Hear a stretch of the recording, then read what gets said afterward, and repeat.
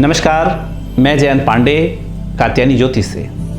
आज मैं आपसे बातें करूंगा रिपोर्ट्स के बारे में कि जन्म कुंडली की किस तरह की रिपोर्ट्स बनाई जा सकती हैं। जैसे कि मैं आपको बताऊं कि मैं इस वीडियो में ये बताने जा रहा हूं कि अलग अलग तरह के रिपोर्ट्स के बारे में, जैसे finance report, family report, health report, education report, इस तरह की सारी चीज़ों का समावेश मैंने एक में ही कर दिया है कि एक आप रिपोर्ट अगर आप अपनी जन्म कुंडली के आधार पर बनाते हैं तो इन सब चीज़ों की सारी जानकारी मिल जाएगी। और सारी जानकारी में जैसे कि मैं आपको बता दूं, बर्थ डिटेल्स हैं, प्लानिटरी डिग्री है, चलित है, अष्टक वर्ग है, विंशोत्तरी दशा है।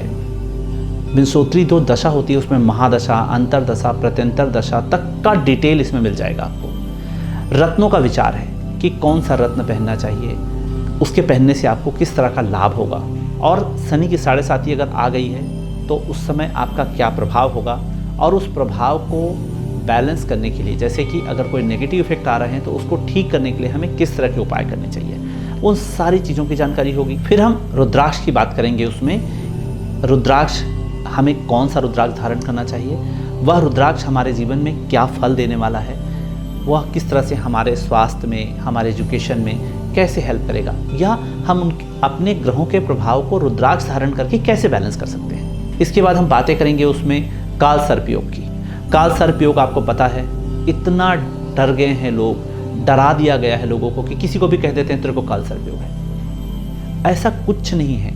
काल सर्प योग जिनकी कुंडली में बनता है, उसमें हमारी इस रिपोर्ट में हमने स्पेशली समझाया है उसमें कि आपकी जन्म कुंडली में जो योग बन रहे हैं उसके कारण आपको कौन से नामक सर्प का काल सर्प योग बनता है और उसकी क्या रेमेडी है। अगर आप इस रेमेडी को करते हैं तो आपको उस काल सर्प के दोष से मुक्ति मिल सकती है। इसके बाद मांगलिक विचार की बात हम करें कि जन्म कुंडली में मांगलिक बोल करके लोगों में बहुत ज़्यादा भ्रम है।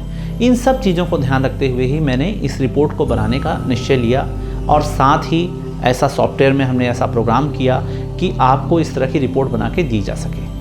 और मंगल जो होता है बहुत अच्छा होता है, मंगल से डरे नहीं।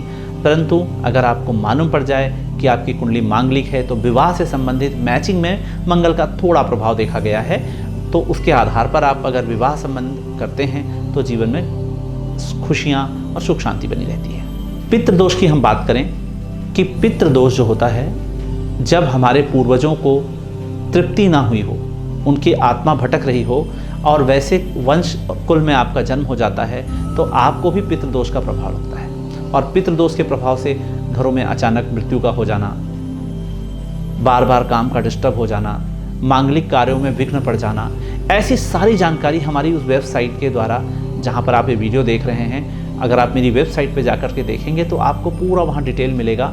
और मैं तो आपके लिए क्या है, एक PDF भी बना के रख दिया हूँ, हिंदी और इंग्लिश में। चाहे तो आप उसे जा करके उसमें पढ़ भी सकते हैं कि मैं किस तरह की रिपोर्ट आपको देने जा रहा हूँ। 12 भाव कौन से हैं, जैसे लग्न हमारा शरीर का कैसा रहेगा भाव, दूसरा भाव धन का है, तीसरा भाई बहन हमारा पराक्रम है, माता पिता के साथ सुख, पत्नी के साथ पति पत्नी का संबंध कैसे होगा, एजुकेशन कैसे होगा, भाग्य कैसे साथ देगा, प्रगति होगी कब होगी, यात्राएं कैसी होंगी।